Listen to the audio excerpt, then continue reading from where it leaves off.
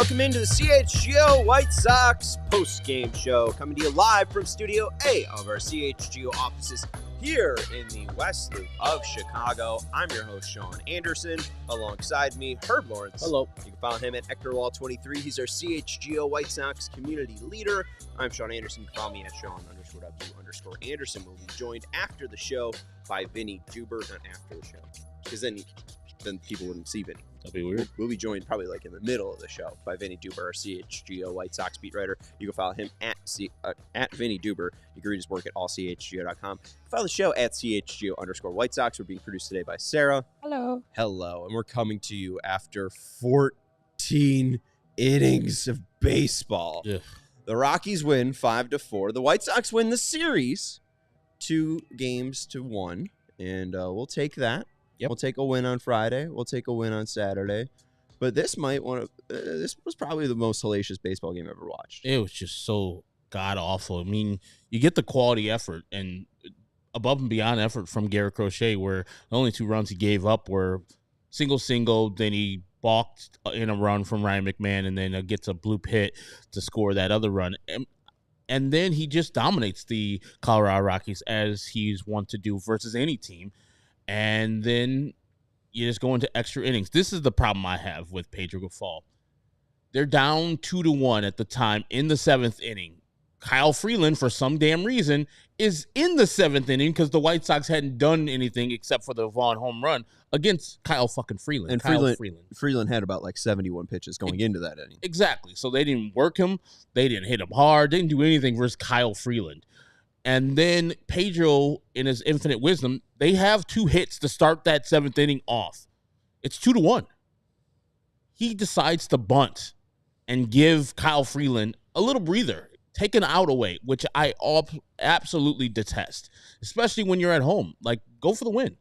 Go for multiple runs there and really batter Kyle Freeland. Now, did they score the 1 run to tie the game? No. Yeah, but that's the point of bunting, just to score 1 run. You limit yourself to that 1 run instead of having a big inning. This is the limiting factor of Pedro Grifol. He'll always side with bunting and trying to get runners into scoring position instead of, hey, let's break it open and get a crooked number up on the board. You saw that in extra innings. The 14th inning, it didn't work out. I think the 13th inning, Nicky failed to bunt, and he eventually got the productive out by hitting the ball to first. They're left-handers. I don't know why you're having him bunt. He could have did that productive out and try to get a single any way you put it when you're putting up the bunt. And then you try to do it with a guy who doesn't know how to hit, firstly, and then secondly, doesn't know how to bunt in Andrew Benintendi in the 14th inning, and he strikes out. It's just like you're costing your team the extra runs that you could possibly score in these innings, especially versus pitchers that are on their last legs, and just give up 2 hits in that inning. You're like, okay, congratulations, you gave up 2 hits. We're going to let you relax a little bit by hitting this ball right back to you so we can get our runner out at first, instead of putting the pressure to that guy and saying, you know what, you gave up 2 hits, maybe here's 3 more in a row, and we're going to score multiple runs here instead of that. Well, obviously, we're talking about Zach Bunts here during this episode, as Herb has he's the worst. His little monologue. The worst. Talking about the sacrifice bunts that we saw in this game. We'll be talking about Garrett Crochet's actual performance in the game. We'll talk about the reports recently from Bob Nightengale about the White Sox intend to trade Garrett Crochet. A lot of that and more, and plus Vinnie Duber joining us from Guaranteed Rate Field. Herb, I got a question for you that's probably going to keep your blood pressure at the same place that it is. Okay. Who leads Major League Baseball in sacrifice bunts? Chicago White Sox? The Chicago White Sox.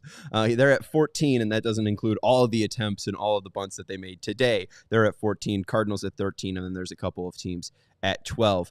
Jordan Lazowski tweeting out, the White Sox and Rockies are a near combined 60 games under 500, and both teams have played for 1 run via the bunt in the 14th inning of a June baseball game. Please get serious. I don't understand it at all. It's horrific baseball to watch. The White Sox aren't talented enough to give up outs. Period. No. If you think that it's a good idea to be sacrifice bunting and to try to move runners over, you are stupid, and you are playing baseball from 1980. And that's exactly where Pedro Grifol dug up that FAST acronym, was RBI baseball, a game they don't even make anymore, a game they didn't even make for the PlayStation 1. Okay? Like, this is crap beyond belief. I understand it's Danny Mendick up there. I understand Danny Mendick is more of a quad A player. It's most of the White Sox roster, but you have a lefty-righty platoon, a guy that's given up 2 singles like you mentioned. Let him swing the bat. Like, I don't get it. And you're also, they do end up pinch hitting Maldonado for Lee, thankfully. Yeah. But you even got the result that you wanted with Lee. It was a pop fly into the outfield. It just wasn't deep enough. Nope. And, hey, if Mendick grounds out there, it looks just a little bit worse where, it's second and third and then Lee pops out. Like, I'd rather take that and actually, give a true effort there. It's not worth it though to waste our breath on a team that's 24-62. I don't think that we could really do this to ourselves. We have people that love us at home. Yeah. We need to remind ourselves of that we are much more than just 2 guys that watch a horrible, horrible baseball team in 2024. Yeah, but I also am a fan of baseball and how it should be played. And yes, as you said, Pedro is playing a game that is not currently going on. You could see that they lead the league in sacrifice hits. For some damn reason, he thinks that's a good thing, even though he doesn't look at the record, what those sacrifice bunts are getting the team. So I just don't understand why he's still there. Like, Chris Getz can see this, and if he can't, then he's not qualified for the job that he has. He's probably listening to Tony La Russa, which I'm still mad about, that Tony La Russa is still consulting the White Sox and has the ear of Jerry Reinsdorf. This is a dumb organization that stays in the mud, and we're going to talk about one of the dumbest things they're going to do in, firstly, entertaining trading Garrett Crochet, and then when they finally do trade Garrett Crochet, that will be the dumbest thing this franchise has done in a long time, which is talking about. We've talked about this Garrett Crochet thing. We've talked about this in comparing it to Chris Sale. I don't remember you saying it was dumb on Thursday. It's the dumbest thing in White Sox franchise history if they trade Garrett. In recent history, yes. They've done a lot of dumb things. They signed Andrew Benintendi to $75 million, and now they're hoping that somebody takes $50 million off their hands. They have. They're a fairly dumb baseball team. That's a big statement. It is. Because you see the performance like this, and I know people are, it's the Rockies. He does this versus everybody, guys. Like, his performances have just been going up. He's been elevating these performances. His velocity, I don't know if you charted it today, doesn't look like it's losing anything. I saw 98s on the board all day long. Sliders, cutter, everything was working today. So why would you trade that? Like, you still have 2 years. Like, if somebody wants that, they still have 2 years to get that. But why give that away? I don't care what they're going to give you back, because they're going to be dealing with a trade that is less than what Garrett Crochet is worth. And that's what I know on this other side. Or they're going to do something even worse. Trade Garrett Crochet while trying to save money and trade Andrew Benintendi with them, so you get a less return back. We don't know if that's the case. Hold on. I know it's not a true thing, but they're trying to get that money away. And the way you give the money away is pair them with somebody that somebody actually likes, and then your return is less than what you should be getting. I understand we have a lot of hatred towards the White Sox front office. I feel like we understand that there's a lower IQ there. Yes. I mean, that's like MLB 06 trade thinking. Like, that is video game, just abusing a computer trade process there. There's no way, and it has not been reported, that Andrew Benintendi will be thrown in a Garrett Crochet package. I didn't say that. I said they might do that. I didn't say that. I'm not reporting anything. No, I know you're not reporting it. We're not reporters. But in Bob's article, he said they're trying to give that contract but away. But I think that's like Brett. You saying Brett Phillips is going to be the opening day right fielder. I didn't say he's going to be opening day. I said he's going to play for the White Sox in right field, and he hasn't. He has not. So no, but that's like, do you know what I'm saying? Like I get your point. I think you're being a little bit blinded throwing in Benintendi in a Crochet package. I think you're a little bit blinded by the White Sox hatred here. No, I'm not blinded at all. Right. I'm just not like you guys. Just have this thing with the White Sox as if they deserve the benefit of the doubt. They don't. Like, we have seen exactly who they are, and every time we come to a point where they're like, oh, they wouldn't do that. They do that. They're dumb. I'll bet you they're actively dumb. I'll bet you $200 they don't trade Crochet with Benintendi in the Not package. specifically Crochet, but they're going to do it with somebody else that you're going to get a fewer, lesser people coming back. I don't know. I don't know if they're that desperate, and it would be pretty pathetic if they are that desperate. Let's get into Garrett Crochet because this is taking a dark route that I don't think either of us want to talk about. Herb, yes, I asked you if you knew who led the majors in sacrifice bunts earlier, and it was the Chicago White Sox with 14. Do you know who had 24 whiffs today? Garrett Crochet. And if you add 95 and 24 together, do you know what that is? What did you say again? It's 119. Okay, I didn't hear what that. Garrett Crochet led Major League Baseball in all of June with swings and misses at 119. I don't know if Cole Reagan's pitched today. I don't have that ready, but he was at 99. So let's put that into perspective. If Reagan's was the closest person to him, and Reagan's didn't pitch today, and he didn't, it was Seth Lugo. The person that was in second place is 20 whiffs, behind 20 entire whiffs behind Garrett Crochet. Helps that Crochet might have had more starts in June, but still, Crochet was dominant. 7 innings pitched, 2 earned runs, 5 hits, 11 Ks, 0 walks. That's the thing that sticks out the most to me. I mean, you could look at the 5 hits, and there was the second inning where he gives up those 2 earned runs. But what stuck out the most in those first 2 innings was that 23 of his 30 pitches were strikes. He was attacking the zone, and he's consistently attacked the zone. We saw this on opening day. This is a man that's not afraid to throw in the zone. He knows his stuff plays up and high. And honestly, since he stopped throwing the slider, a pitch that can be hit, those 2 other pitches, that fastball and cutter, cannot be hit at all. I think we even saw the Seattle game. The one changeup that he throws is a home run. Outside of that, he's unhittable with his four-seam fastball and cutter. So it's just been so impressive to see this guy not be as aggressive as he was as a reliever. It seemed like he did have some tendency that he wasn't really thinking of attacking the zone. And I don't know if it was the offseason work. I don't know if it was just the confidence of becoming a starter.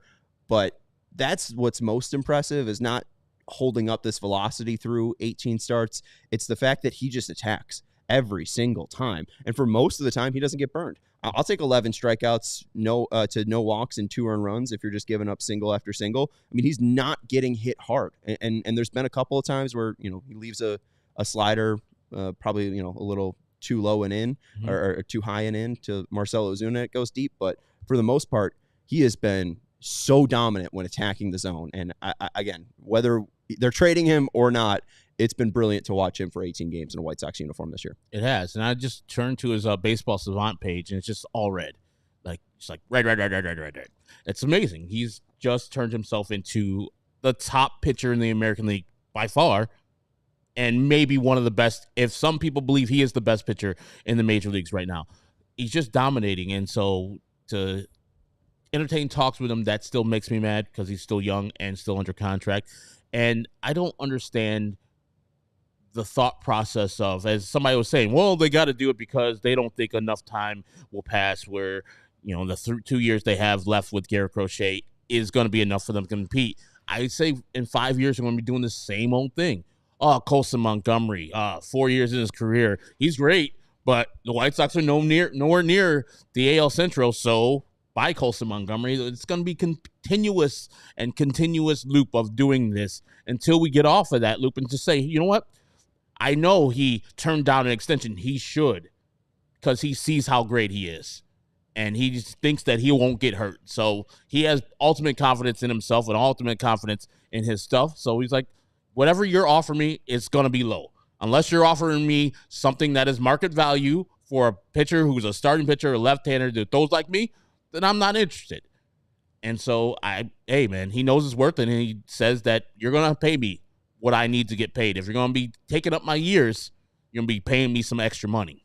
Yeah, I think the one thing that is lost, and I've appreciated James Fox's comments today on Twitter so far, just talking about this extension, talking about the even trade rumors that we're going to get into in just a second. But I don't know about the talks of him being like $500 million just because as Fred says up. I mean, in arbitration, Crochet won't get that much, even if he does. Even if he does keep doing what he's doing. I mean, there's a ton of examples of just pitchers getting screwed in arbitration cases. And even though, as Herb has made this clear, the reports of Crochet and the White Sox intending to trade them stink, do you know what doesn't stink? What? Me. Mando whole body deodorant will have you smelling great all summer, just like me. Mando's array of odor controlling solutions ensures you'll be fresh from head to toe. The solid stick and invisible cream tube control odor for 72 hours, but you could start controlling odor in the shower with the 4-in-1 cleansing bar and the acidified body wash, which helps stop odors before it even starts. And the best part about the starter pack that we do have a code for you is that they all fit into your carry-on. All the liquids in the starter pack are under 3.4 ounces, and with the deodorant wipes, you can freshen up with on the go. It was created by a doctor who saw firsthand how normal BO was being misdiagnosed and mistreated. Mando whole body deodorant is powerful enough for the toughest body odors, but gentle enough to use everywhere, allowing you to put Mando on the family jewels without any worry, because Mando is aluminum-free, baking soda-free, cruelty-free, dye-free, and vegan. So go check out Mando's starter pack. It's perfect for new customers. It comes with a solid stick deodorant, cream tube deodorant, 2 free products of your choice, like the mini body wash and deodorant wipes,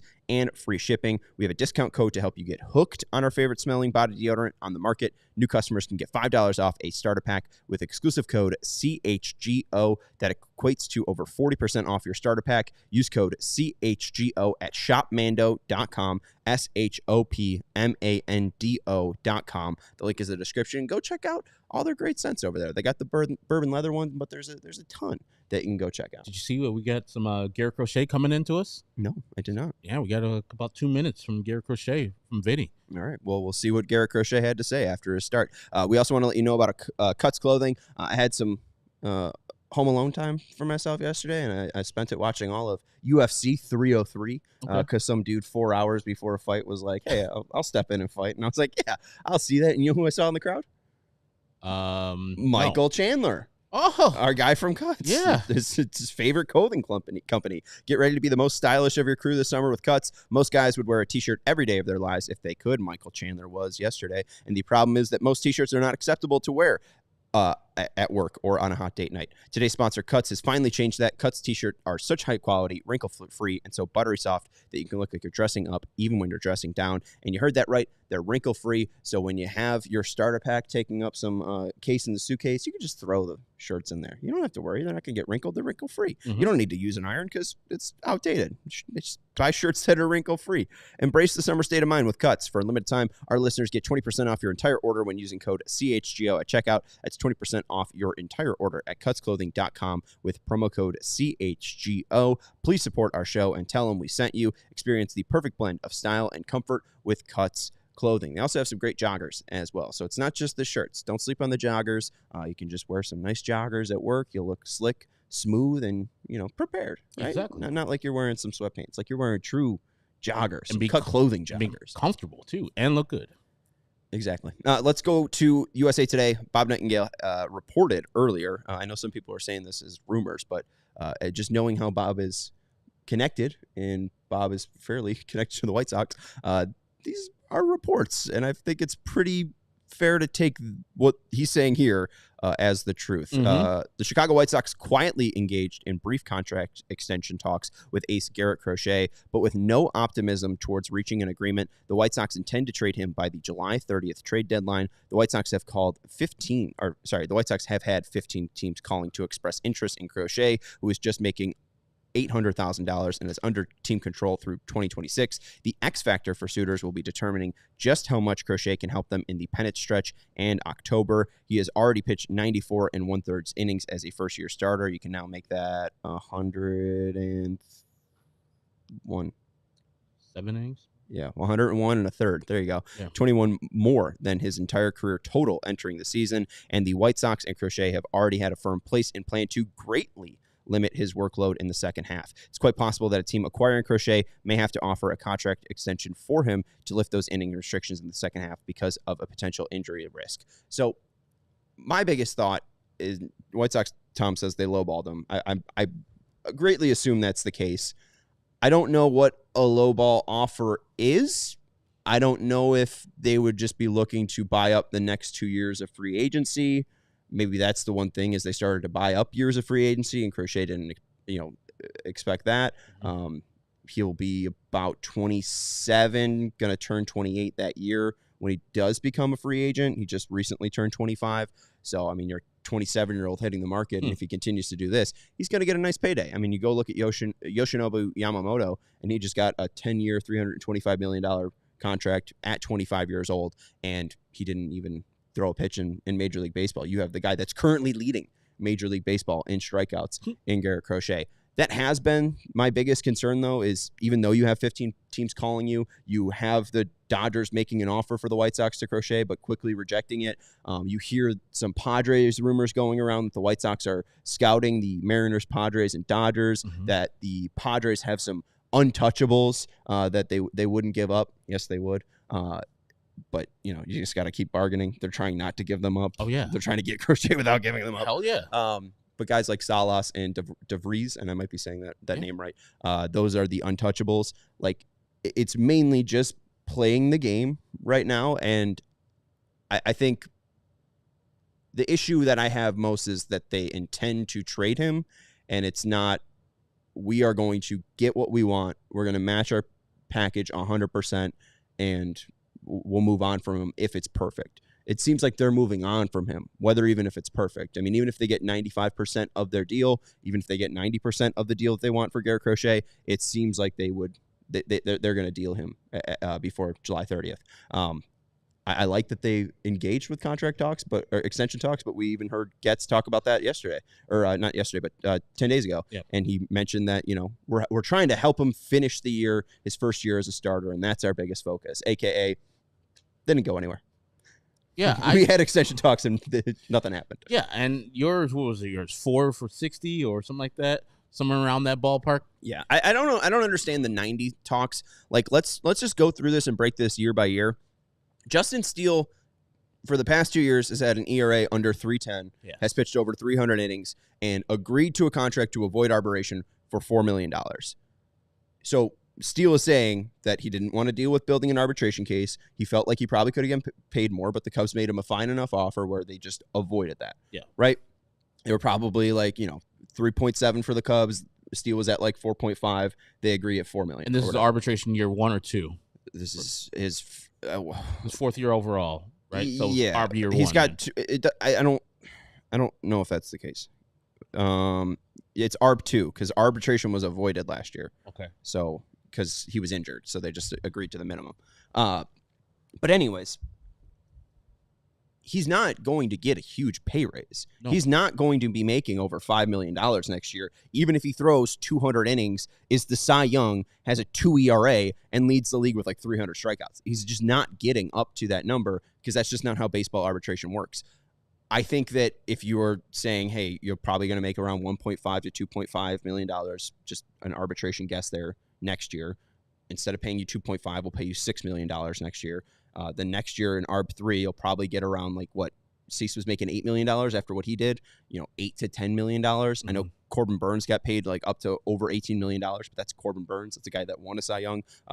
Cy Youngs would obviously affect that. So if he did win a Cy Young, he'd get a pay bump. But if he's around like 5.5 to maybe 6 in ARB 3, you give him $10 million, a little bit more of an increase. I mean, I think it's like 25, 28, 31, and that gets you to 5,100. I think that makes sense. If you're trying to avoid, or if you're trying not to get your actual free agent years bought up, a 5-year deal would get 3 years bought out, and then you'd be ending that contract around 30 years old. I think that's probably the biggest thing that is concerning for Crochet is he might get one chance at this. Yeah. He might get one extension. And if the White Sox are offering under 8 years, there's no real point to taking it because you could just keep gambling on yourself. And if you have this year, I mean, let's say that he gets injured in 2025, knock on wood, but he comes back in 2026 looking like this, a fool's going to pay him. Oh, yeah. So I mean, I get it in a way, but you just have to actually sweeten the pot, I guess, for the White Sox. I think probably the biggest thing that they weren't aligned with would be years. And we heard Jerry Reinsdorf say that he's not going to get a 10-year contract out to a pitcher or a $300 million contract to a pitcher. And that's where it all stems down to. It's not the player himself. It is the owner. It's the owner not wanting to go and match this. And I think it's stupid of the White Sox. I'm surprised that Crochet would turn down an extension contract if it was lucrative enough. But also, we don't know what those numbers are. So. And I think that is the problem with the White Sox, because we all know Jerry Reinsdorf is a limiting factor. If you're not going to be able to do business how business is being done in the major leagues, then you're not going to be competing. But the thing is, you read the number that he more than likely will be making next year, $4, $5, $6 million. Inexpensive for a top of rotation pitcher. So what's the rush to get rid of that person that is making that few of a dollars? Yeah, you still have next year, and I guarantee the people will still be coming next year for Garrett Crochet if he does the same or similar things that he's doing this year. And it'll be a little bit better because he's a little bit longer in the tooth. He's a little bit more established where, okay, he's a starter now. He can pitch throughout our playoff push. So let's go and trade for him, and let's go and trade some extra pieces. So there's no rush to trade Garrett Crochet this year. That's why I'm running into problems. Even if you unless you get what Baltimore is offering, and Baltimore is offering some of those top bats, but Heston Kjerstad is pricing himself out by hitting grand slams in the major leagues. Jackson Merrill is not coming to the White Sox. That man is great in the major leagues currently. So they were like, no. So you got to downshift to Ethan Salas, who is their number one prospect at the Padres, or DeVries is their number 2. So you got to downshift to those people, and I don't think that's enough for a pitcher of Garrett Crochet's caliber. If they were to say those 2 players coming back, you'd be like, yeah, I love it. Ethan Salas, 18-year-old catcher, awesome, and it's good to have Corey Lee and Edgar Quero on our team already, but this is not enough for the pitcher we just gave up. And the goddamn San Diego Padres are going to have all the White Sox rotation in their starting rotation. I don't like that. So, no, get out of here. Get me some real players, and or just hold on to Garrett Crochet, because you still have years left for people to come and say, come on, get Garrett Crochet and give us all your players, every single one of your players. So there's no damn rush to do it. It doesn't make sense. Sorry to cut you off. I don't think it makes sense either. What it does make sense, though, is to hear from Garrett Crochet himself. Yes. Vinnie Duber filmed Garrett Crochet's post-game press conference, and here is what the lefty had to say after his 7-inning performance. How did you feel over on that game? It looked like, they let you go through 7 and let you extend a little bit. Yeah, I felt good going into the game. Knew I kind of had a pitch count. So, to have a quick 6 and then a quick 7 definitely helped my case. But, yeah, I felt good. Was frustrated early on with the balk, but was able to bounce back from that. So that was good. Is it strange? I'm sorry, Jim, go ahead. Just what was the ruling on the balk? It didn't come set. I should have stepped off. I let the clock speed me up. Mental lapse. Is it strange going into these games? I mean, you know what's going to happen, and still being able to do what you've done on the mound, knowing that you have a certain amount of pitch that you're going to be done at. Doesn't really change anything. I mean, every hitter I face, I have to act like it's my last, or I'm going to end up giving up a homer or something like that. Something that I don't want to do. So I just got to make every pitch count. We've kept asking you how you feel physically, but how do you feel about the way you've pitched this year, and what is it doing for your confidence? Yeah. I feel really good about it. With each stack, it's growing. With each start, it's stacking. But, just doing everything I can, I feel really good. How is it being in the dugout for this one, going back and forth, trying to secure a sweep? Yeah. I haven't even done my post throw yet because, I was kind of sitting on the edge of my seat there. Watching Rock do what he did tonight was awesome. Everybody was kind of picking each other up. Tough one to lose, but, a good one that we know that we fought hard. Knowing that he struggled early in the year, what has it been like to see Soroka kind of put things together in his last couple of weeks? Since he started coming out of the bullpen, it's just been a different Rock that I knew. He's got a great mentality about things, and he's been going in there and he's throwing FU fastballs. The curveball or slider, whatever you want to call it, the breaking ball is really taking a second gear, and it's really been impressive to watch. We've asked you a lot about handling trade talk and stuff like that, but Pedro talked about you earlier today saying this is a place you want to be. Is this a place you want to be? Would you like to stick around here? Yeah, definitely. Yeah. As far as that stuff goes, I just focus on doing exactly what I'm doing right now, you know, taking the ball here for the White Sox. And, you know, other than that, I don't really think about it. So that's Vinnie Duber basically asking him, what do you think about the report today? and him saying, my job is to go out and pitch, and my agent's job is to talk to Chris Getz about extension talks. I think any player at the end of the day wants the most amount of money possible. I don't think that Garrett Crochet hates the White Sox organization. Nate E saying they intend to trade him. I wonder if Crochet told him he would never sign with the White Sox. Maybe he hates the organization. Maybe they would attach Andrew Benintendi in a package with Garrett Crochet. Maybe, folks. Maybe someone will just straight up trade for Andrew Benintendi. But at the end of the day, they gave him an opportunity to start, and he's ran with it. He's been phenomenal, and I think he just wants to max out his value. And I think if the White Sox offered him the right contract or offered his agents the right contract, I think he could be in Chicago for a long time. It's just them making the decision that he's not going to be a part of that future. Let's take a break, let people know about Prize Picks and Chevy, and then we will let Vinnie Duber join in, the man who just filmed that. We'll talk more about Garrett Crochet and that extension. But Herb, let the people know about Prize Picks. Prize Picks is America's #1 fantasy sports app with more than 5 million members. It is the most fun and exciting way to get in on the action while you watch your favorite sports and players. You just pick more or less than on 2 or more player stats for a shot of winning up to 100 times of your cash. With Prize Picks, you can turn $10 into $1,000 in a single game watching your favorite sports this summer. You can pick your lineup on Prize Picks in as little as 60 seconds. You just need to pick more than or less than on 2 to 6 player stat projections, and you're locked in. And with the NBA Finals over, hoops action doesn't stop on Prize Picks. Women's basketball has been heating up with stars like Caitlin Clark, who almost had a triple-double today in a win versus the Phoenix Mercury, and Angel Reese, who did have a double-double, and a WNBA record, 10th consecutive double-double, looking to make their names for themselves along greats like Brianna Stewart or AJ Wilson. You can win up to 100 times your cash by watching them ball out. If you're looking for promotion, Prize Picks has got you covered this week and every week. I used to go with Ayo Dosunmu, points, rebound, assist, but since the NBA is over, I switched to the WNBA. And like I said, today you had Angel Reese for a 10th consecutive double-double. That's what you go for. Angel Reese, points, rebounds, and assists. And why don't you do Caitlin Clark, points, rebounds, assists? Because she's been balling out of control. Those are both the top rookies of this league. So points, rebounds, assists for more than for both of those players when they do play. Download the app today and use the code CHGO for a first deposit match of up to $100. That code is CHGO for a first deposit match up to $100. Prize Picks. Pick more, pick less. It's that easy. Thank you, Herb. And we also want to let you know about our friends over at Ray Chevy. For your new Chevy, make Ray Chevrolet your first draft pick. Visit our partner this June to shop their summer sales event going on all month long at Ray Chevy on Route 12 in Fox Lake and at raychevrolet.com. As one of the top-selling Chevy dealers in the Midwest, you'll always be able to shop one of Chicagoland's largest Chevy inventories. Plus, you can find the perfect tailgating vehicle. Right now, you can get $12,000 off MSRP on a new 2024 Chevy Silverado, or you can lease the new 2024 Chevy Trax for only $179 a month for 24 months.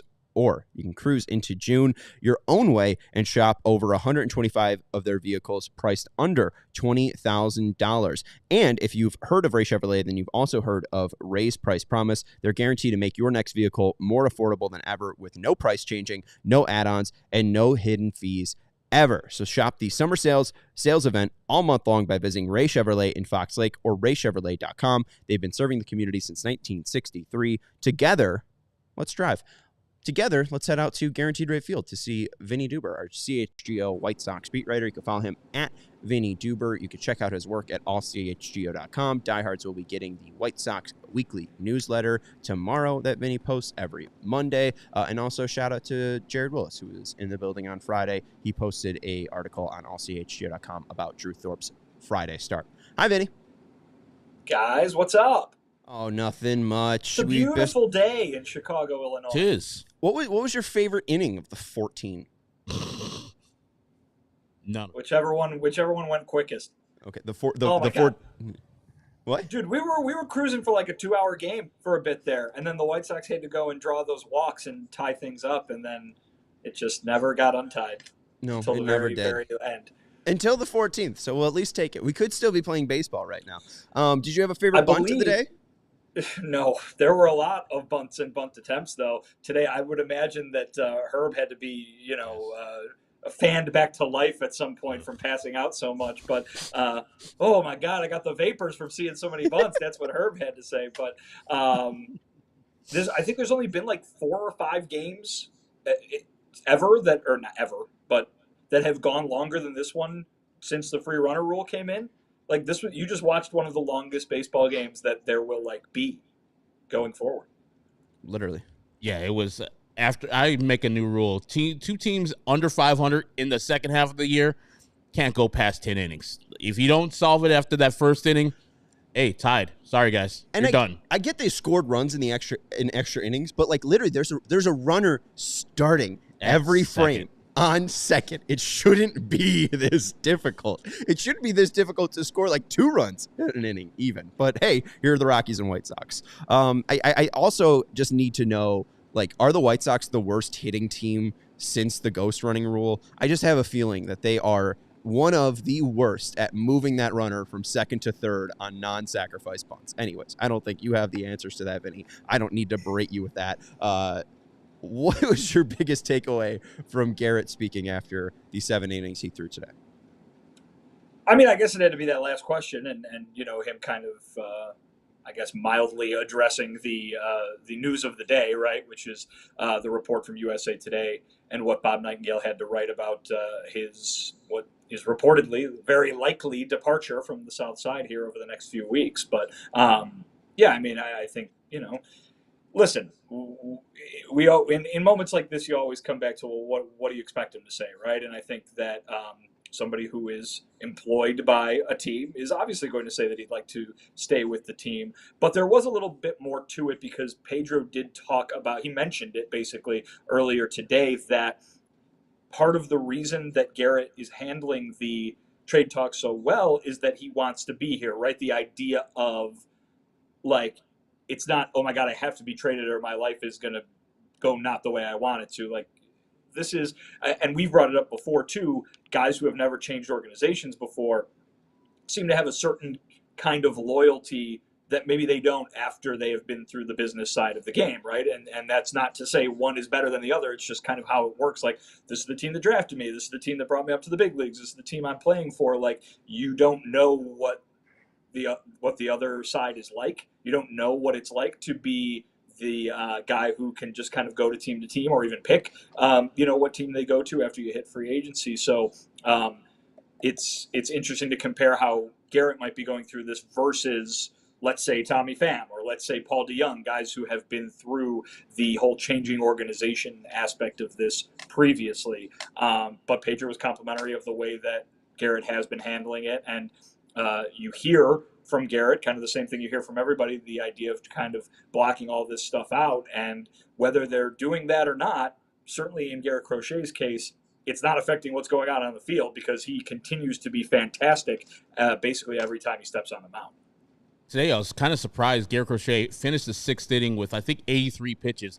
And to see him in the 7th inning, I was like, okay, I thought he was on a pitch count, and he probably still is. And he just confirmed him after with the post-game interview you had there. And he got the Rockies out, I think, in 5 pitches in that 7th inning. So is there a hint about, is it 90? Is it 100 pitches? Or they're just keeping it at arm's length? Because it seemed like in that 7th inning, he knew he had a pitch count, and he was just pitching to contact, and he got those quick outs. So the way Pedro explained it after the game is, yes, Garrett is on a pitch count. It is not the same every time because for example, here he was on extended rest, right? He had a little bit of extra time between starts, so it's maybe a little bigger than it would have been had he just been on a regular 5-day schedule. But Pedro said he does not tell Garrett what that pitch count is going to be at the start of the game, only really when he gets to it, basically before the last inning that he's going to pitch. He'll say, okay, you've got X pitches. Go ahead and go out there.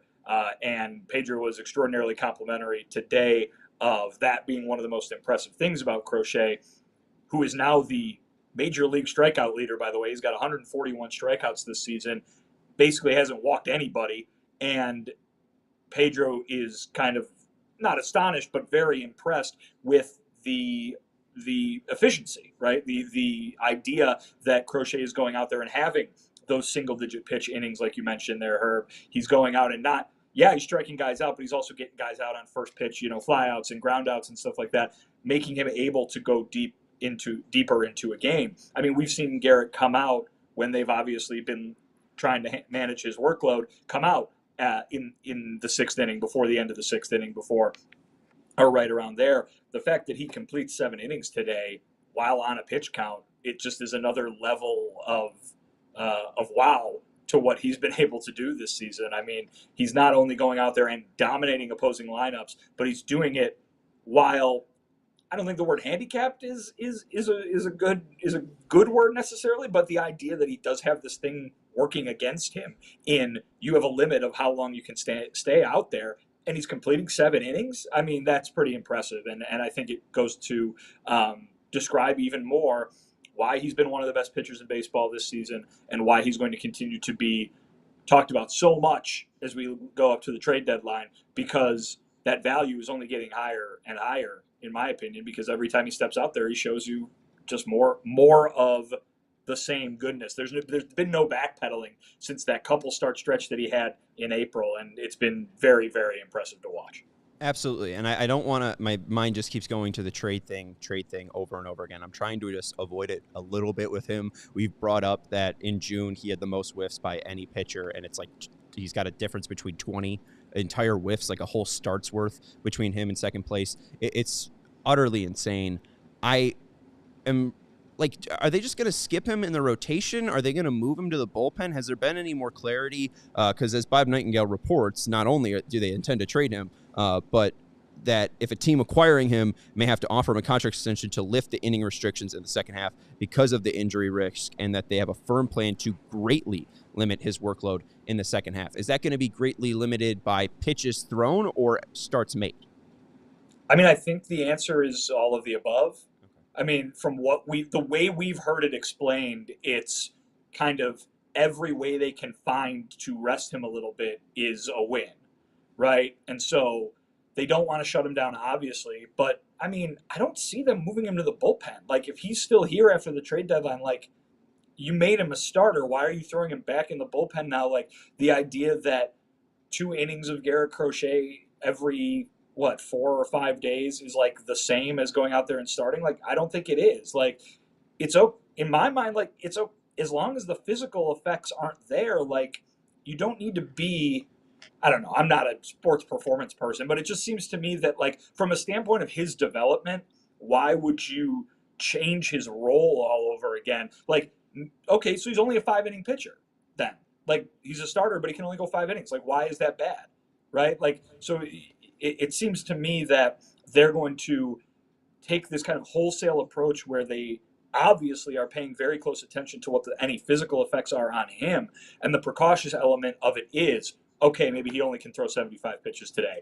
Or the precautious element is, okay, we're going to give him 7 or 8 days between starts. Or, okay, the precautious element is, we'll skip him once in the rotation, but then he's back and he can throw 90 pitches or something like that. Like, I really think that they're going to kind of use every tool in the toolbox and try to find those edges wherever they can, be it with pitches, be it with innings, be it with starts or days of rest. And at the end of the day, Garrett Crochet wants to be let loose and you know what I mean? And so I don't think you're working in his favor. Obviously you are from a health standpoint and a preventative standpoint, but you're not working in the favor of his development as one of the best pitchers in baseball if you're going to tell him you have to go do something else. That to me doesn't make sense.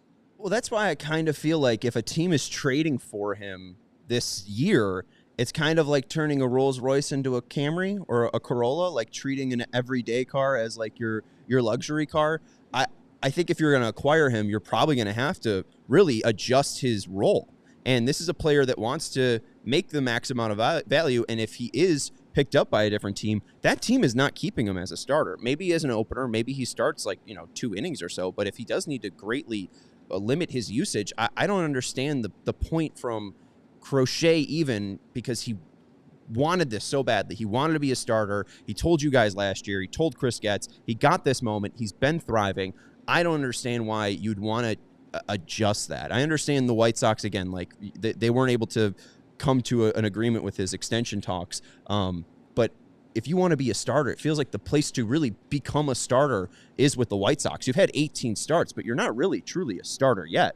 I mean, a team could just, if the Padres pick that up, the Padres are trying to win at the end of the day. They'll give you a contract extension. They'll give you enough money to make you pitch in 2024, but they don't care about you in 2024, 2026, 2027. They're trying to win a World Series in 2024. And if Garrett Crochet is not a part of the Padres team in 2026, oh, well, as long as we're competitive in 2024 is the Padres' thoughts. If the White Sox keep him, they have to be committed fully 100% into him being a starter, because then they'll just lose trade value. So I don't understand this idea from Crochet outside of I want to make the most money possible to not extend his career with the White Sox, because they are dedicated to making him a starter. Maybe they're not ready. They're not at the number he wants. Maybe he sees himself as better than what they're offering. And I also am not flummoxed. I understand why the White Sox are doing this and gearing him down because he hasn't done this, but we are all operating under regular conditions.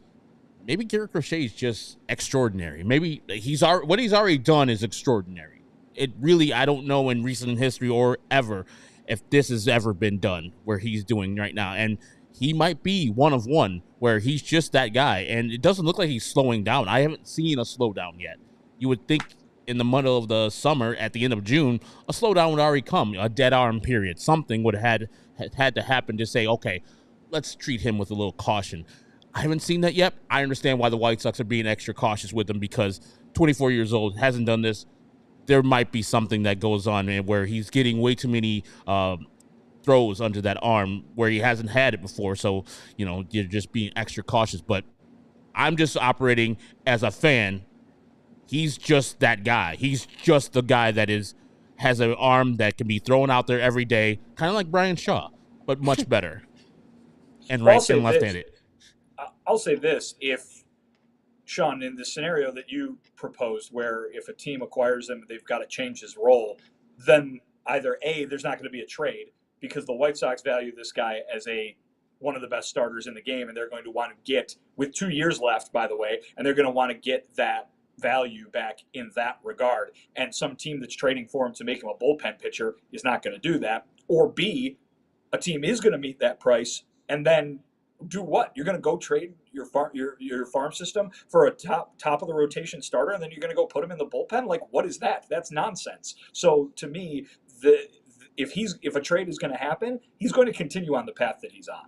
Well, and I guess that's again, I said this last week. I don't understand why you would trade for a guy that has an innings restriction, that they're being very clear about having an innings restriction. Like, we don't know. But he doesn't have an innings restriction.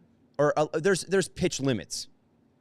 Sorry, on a regular basis. I'm just saying, like, there is no number, right? And I think the way that Pedro always says it, and we're getting almost tired of hearing this phrase because he said it so many times, is uncharted waters, right? And I think that while, like I said, we're getting tired of hearing it because it's been such a frequent use from the manager, it also makes sense. And it also kind of describes where they are. It's like they do have to be creative here, and they do have to kind of use multiple approaches to this and multiple ways to buy him rest, because there is not a blueprint. There's not something where they can say, oh, if we follow X, Y, and Z, he will be fine, and we know his arm will be good, because no one, Herb, as you pointed out, has ever tried to make this sort of jump from a relatively inexperienced relief pitcher who is, even as a reliever, not thrown very much in the big leagues, to a guy who's going to throw 180 innings and strike out 230 guys. Like, this is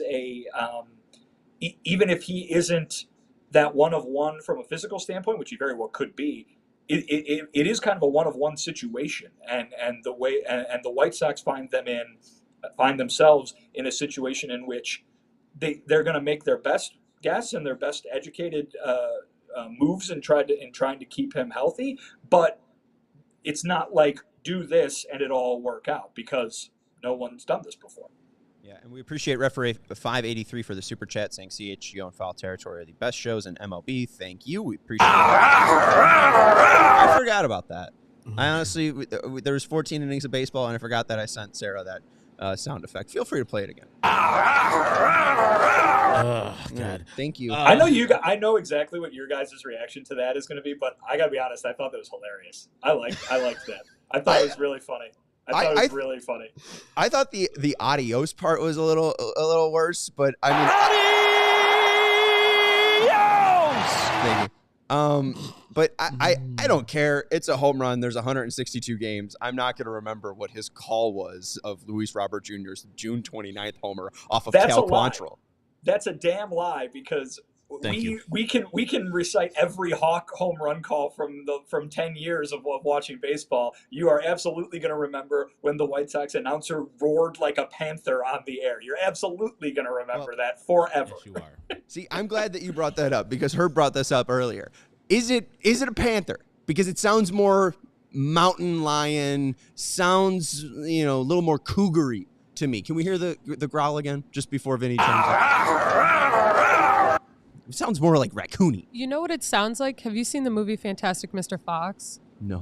Oh, if people have seen it, there's scenes of the foxes eating, and it sounds exactly like that. Sarah's going deep into her bag from obscure movies. It sounds like Austin Powers being like, "Oh, you're a sexy tiger." Tremendous. I loved it. I thought it was great. It's goofy. But on the broadcast, they were talking about how the starting pitchers have pretty much gone deep into games, and that is a direct benefit to the bullpen. And today, you saw, again, 7 innings from Garrett Crochet. Then you get 7 innings of no earned runs from the bullpen, highlighted by Michael Soroka's, 4 innings, 1 hit, 6 strikeouts that he gives right there. Pedro talk about just how well this bullpen has been pitching as of late, because they've been much maligned this whole year.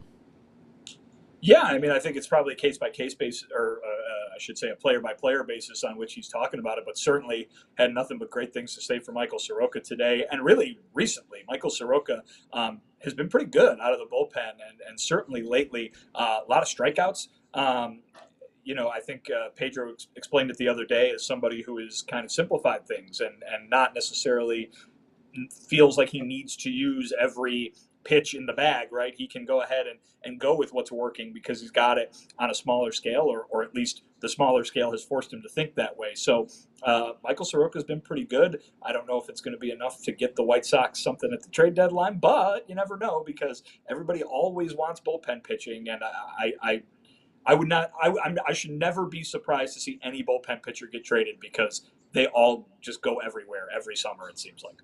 Are there any other nicknames that we're missing? We didn't know about Rock's nickname. Garrett Rock, calling Rock. I like Rock. Any other nicknames we might be missing? Well, for a while there, the rotation, when Mike Clevenger was healthy, the rotation was 5 one syllables. So it was Michael Soroka was Rock, Flexen is Flex, Fetty is Fed, Clevenger is Clev. These are all very creative, obviously, and Crochet was Crotch.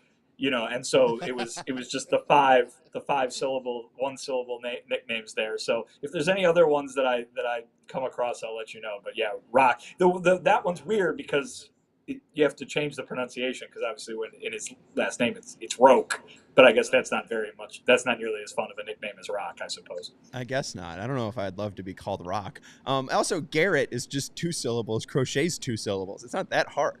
Yeah, right. Crotch. Just adding some letters. Okay, real quick. I do have some numbers from today. I don't know if you want to bring up anything from Saturday. It was a fun game. You did have the Robert homer. Corey Lee hit a homer. Lenny Sosa hit a homer as well. But Sarah, can you play the John Schriffen growl real quick? And this is from Fantastic Mr. Fox. I have not heard this. Okay. Right? Yeah. Kind of. It's a brilliant movie. I'm sure someone who's going to tune into our stream or podcast or whatever, and someone's going to know what I'm talking about. And they're going to say I'm spot on. I think it's a pretty deep dig. It's a good reference. I was not going to dig that out. But what I did dig out was some numbers from StatCast. So I did find, since 2023, the numbers of Major League Baseball teams in extra innings. The White Sox today went 2 for 16 in extra innings. They had 2 hits and 16 at-bats. They did walk once, but that was because it was intentional. Since 2023, in extra innings, there are only 2 teams under a 200 batting average. The White Sox are at 175. The Angels are at 185. This doesn't include today, so they went 2 for 16. It's likely that their average is at 170. Their on-base percentage is .216. The Yankees are second worst in that time at .250, and their on-base percentage probably went down to .210, so they're 40 points below the 29th place team. And batter run value per 100 pitches tries to equivalate, over 100 pitches seen, because there's 392 seen for the White Sox in extra innings. Over those 100 pitches, what is your run value? The White Sox, negative 4.3. In 29th place, the Astros at negative 3.2. So a full negative 1.1 run differential in extra innings with a runner on second base, a runner already in scoring position with 0 outs. And they have a 170 batting average, a 210 on base percentage, and a slugging percentage under 240. That's what happens when your manager loves to sacrifice bunt and give away outs. And also the White Sox are not good at runners in score position anytime, much less when it's given to you for free with 0 outs. Well, that's 4 different managers, though, that you're talking about, too, during that time, right? Because it's since 2020? Or is that just this year? 2023. Since last year. Oh, it's just the last 2 years. I thought you were going by the free runner, since the free runner rule's been going. I'm sorry. Yeah, my bad. I could go back a couple more years, too. It's over okay. the past couple I was years, just confused. I watched 14 innings of baseball today. I'm a little fuzzy. Yeah, no, we don't blame you on that. All right. Anything from Saturday when you were there? Was there excitement after the 2 straight wins for the Sox? Anything specific jump out? Oh, 3, true. 3 straight wins yesterday. But 2 against the Rocks. They lost today. So, yeah. No, I mean, it was fun. There was nothing specific that jumps to mind. I think, listen, the next few weeks are going to be dominated by talk about trades and who's going where. I think that Luis Robert Jr. showed, not just yesterday, but today with a really, really nice leaping catch he made in center field, that he is still Luis Robert Jr., right? I mean, obviously, he's had some health issues this year, and he's obviously, the numbers are not good, but he's barely played compared to the rest of the league. So, you hear, or you read rather, Bob Nightengale mentioned the struggles that might prevent him from being traded. I don't think the struggles are going to prevent him from being traded, more so than just the fact that this is a guy who's going to demand the world in terms of a return package. And I don't think with the health issues to go along with it, but really at all, right? I mean, what are the odds that someone would be able to meet that sort of price? Are we going to start comparing the return that Chris Getz is looking for to what both the Nationals and the Padres got for Juan Soto, right? Because Juan Soto is one of the best players in baseball. Everybody probably maybe would rate him a little higher than Luis Robert Jr., but Luis Robert Jr. is that echelon of player when he's healthy. He can do so many different things on the field, and he's affordable, and he's got more control. So I don't think it's crazy to maybe think about comparing those packages and seeing what would come back for Luis Robert Jr. Yeah, in this summer, with the fact that he spent nearly 2 months on the injured list, I get that it would probably be very difficult to find a trade partner there. But if we're talking about the winter, I think we're going to be on Robert trade watch all winter long, probably, because that's the direction that the team is moving in here with having these guys who are still under control, open to be dealt. So we're going to hear a lot about Garrett Crochet the next few weeks, maybe a little less about Luis Robert Jr., but I think baseball knows who he is. And I think you see him hit a 470-foot home run yesterday. You see him make a tremendous catch look easy out in center field today. Baseball knows that he's that guy. And if there's a team out there who wants him, they know what they're going to have to pay for him because there's 3 years of him left, 3.5 years of him left. And so I think that price tag is probably very big. And I think that, the current statistics aren't going to make some GM across baseball go, he's not that guy anymore. He obviously is still that talent and that level of player. And shoot, he made an amazing play yesterday too. This guy's just it's casual for him. Whether it's a sliding catch in left center field, the robbing of the home run today. He's a modern day Bretton Doyle. That was one of the better catches I've seen in person. Which one? The Doyle one. That catch was insane. The one coming in on 113 extra innings. Game over. Yeah, that catch was unreal. He was all unreal all day. That's brutal. Great last year too. Like he's finally doing it with the bat this year. But yeah, he made a couple of those plays last year with the Cubs playing the Rockies, and This guy is just annoying. Doyle does rule. I know it was old Doyle rules, but we'll take it. You should take that. Yeah, no, I got you. Make a T-shirt too. Send it to the DNVR people. I mean, all right, Vinny. I don't know if you were here. We'll wrap it up here. Were you there for your Mean Mercedes 485-foot homer against the Royals? I believe so. Was it here in this building? Yeah. I would imagine. Okay. Yeah. And then you were there for the Robert. 2020 or 21? What was that? That was 2021. Yeah. I think I remember where that went. Yeah. So then you were there for Robert's 470. Evan, I think you were there in 2019 for Aloy's shot up to the fan deck. Yes. That's the one that sticks out in my mind as the longest homer I've ever seen here, because it literally landed on the staircase next to the fan deck. Like Roberts was 470 seems a little long for Roberts. I mean, it was really, I get it. It was a really long home run, and it went far enough up that first row of bleachers that it looked very impressive. But dude, Aloy's was so far. It landed. It touched down on like another story above where Roberts landed. It was crazy. It's absurd. I don't understand where they're getting 470 from and 462 on the Aloy one. We might have to do some math on tomorrow's podcast, but that's not for today. Also, just a reminder that your Mean Mercedes homer was off Brad Keller. So shout out to Brad Keller, former Chicago White Sox. That is Vinnie Duber, our CHGO White Sox beat writer. You could read his work up at allchgo.com and follow him at Vinnie Duber. That's Herb Lawrence. You can follow him at Eckerwall23. He's our CHGO White Sox community leader. And I'm Sean Anderson. You can follow me at Sean_W_Anderson. Make sure you're hitting that thumbs up button on your way out. Subscribe to the CHGO Sports YouTube channel. And for all of the folks like Sarah who produced us, John Triffin's going to take us out.